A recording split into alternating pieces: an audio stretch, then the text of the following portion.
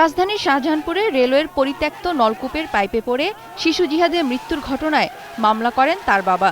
অবহেলাজনিত কারণে মৃত্যুর অভিযোগ আনা হয়। 2016 সালের 4 অক্টোবর শুরু হয় বিচার কাজ।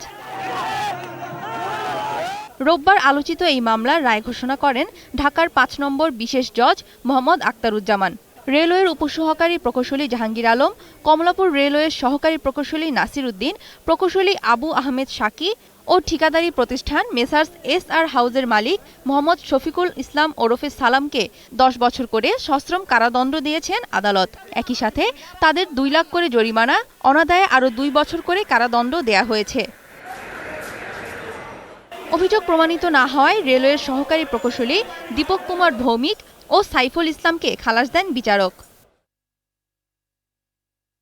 রায়ে সন্তোষ জানিয়েছেন রাষ্ট্রপক্ষের আইনজীবীরা। তবে দুজন খালাস পাওয়ায় উচ্চ আদালতে আপিল করার কথা জানিয়েছেন শিশু জিহাদের বাবা। 2014 সালের 26 ডিসেম্বর শাহজাহানপুরের রেলওয়ে কলোনিতে পরিত্যক্ত নলকূপের পাইপে পড়ে যায় 4 বছরের জিহাদ। প্রায় 23 ঘন্টা অভিযানের পর তাকে না পেয়ে অভিযান স্থগিতের ঘোষণা দেয় ফায়ার সার্ভিস। এর কয়েক মিনিটের মধ্যে কয়েকজন তরুণের তৈরি করা যন্ত্রে পাইপের নিচ থেকে উঠে আসে অচেতন জিহাদ।